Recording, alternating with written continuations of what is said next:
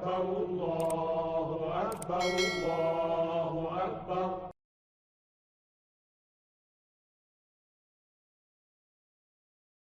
My name is Michael Storms. That's my name before I became Muslim. I was born in Halifax, Nova Scotia, and I'm 27 years old. My name after I became Muslim is Muhammad Islam. My childhood was very difficult. My family, I came from a very violent background. My family are criminals, you could say. Very bad people, so that was my upbringing. Crime and violence, drugs, things like this. I don't know my father. My father left when I was 2. My mother deported him back to the States, and it was me and my 2 sisters with my mother. And then there's my uncles and my cousins, and they're kind of like always living where we were living, and it's a really tight-knit family, right, with relation to bad stuff. I thought the world was a very negative place because of my family, and like you were saying, because of the environment. I didn't see too many positives. So, and you could also say that my family kind of restricted my access to other things. They wanted me to do things with them, so it reinforced that there's nothing good going on, right? When I was younger, I felt afraid, but then when I grew up a little bit, it became pretty normal. And so the people in my family I wasn't afraid of anymore. I was part of the team. But initially, yeah, because when you're young, you're pure, right? And to be bombarded with a lot of bad things makes you uneasy. Like any hardship, you get accustomed to it, though, right? When I was about 8 years old, I would go to, this was very, very rare. This is before I started doing other things for money. I would go to a bakery called Paradise Bakery, right? And I would wash dishes for hours on end, but I was too young to be paid money, so what Norris would do is he would pay me in food, some bread and jam and dates and little sweets and stuff like this. And I would go home and feed my 2 sisters that because my mother would be off doing some other crime, or she'd be in jail or something like this, right? Or I'd be out all night collecting recyclables so I can come home and feed my sisters in the morning. When you see that you haven't eaten for a couple days, you know, and there's nothing, so you have to try to do something to feed yourself and feed your family, right? So my other family wouldn't really take care of us. I started my little career when I was 14, you could say, and I was never close enough with too many people to say that I had friends that I could call on. I never really trusted anybody. And school wasn't for me. I never finished school. I didn't have time for it. It didn't appeal as much as what I was doing appealed at the time. I would rob, steal a lot of things, and assault people, things like that. I was never alone, but I felt lonely, right? So I felt like there was like a void, something missing. I don't even like recalling the past, but it's okay for the interview, right? So a lot of the crimes that I would do just for the sake of wanting to do it, boredom. The payoff was like a bonus, but if I wanted, like, for example, steal a car because I didn't want to walk somewhere, I would just take somebody's car.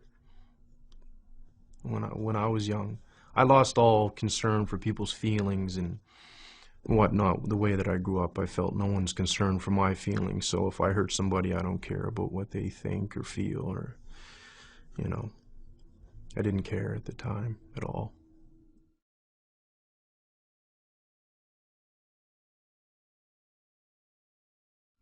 I was in my cell. It was towards the end of my sentence. I was just about to get out. And I didn't want to I wanted to do something else. I didn't want to continue being bad, you could say. And so the way that I started to ask questions when I was by myself was along the lines of, I don't know if there's a God or if you exist, or I could be talking to myself for all I know. I don't know why I'm alive. Things like this. But if there's a reason why I'm alive, or if I'm not talking to myself and there is a real creator, as people would call it, can you show me why I'm alive? And then I would just talk and say, for example, I stressed the point that I needed it to be shown to me because I didn't trust anybody, let alone somebody telling me about God, right? I had a brother named Ahmed talk to me about Islam initially, but again, he told me, so I didn't believe him. And he would mention things like heaven and hell, and I didn't believe what he was saying until I had a dream of both the places. And even then I was being resistant. I was like, maybe that was a fluke and this and that, right? I had a dream of the Prophet Muhammad, peace be upon him.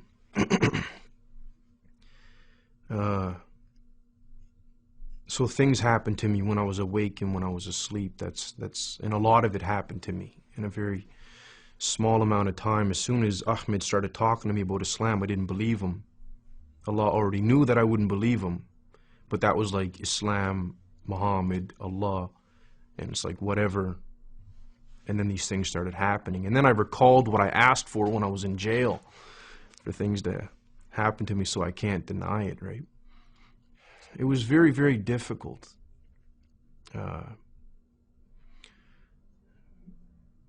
Doing what somebody else wanted you to do. It was so difficult for me, right? Even God. You know, I struggle with it even today. It was very, very, very difficult. And I went into the masjid and I sat down and actually I sat down I was on my knees and just sitting back like people do when they're finished for the prayer. And I just started crying, right? And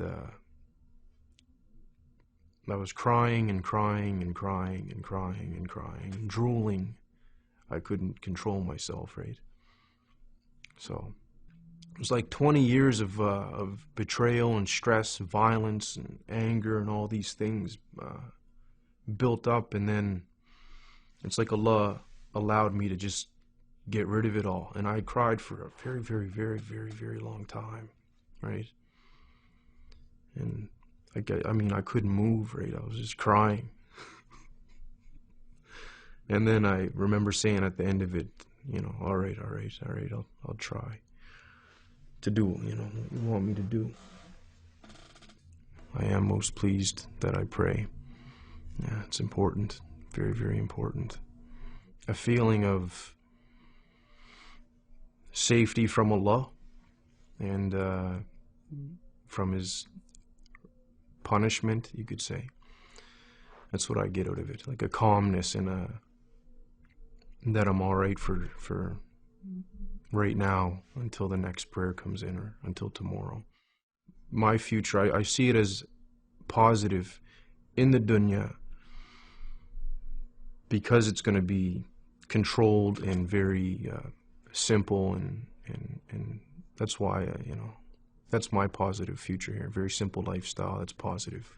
Don't hurt nobody. Don't get hurt. Inshallah, if I get forgiven in the next life, that's what makes me feel really positive, right? If I get forgiven, it'll be great, inshallah. لا إله إلا الله لا إله إلا الله لا إله إلا الله لا إله إلا الله لا إله إلا الله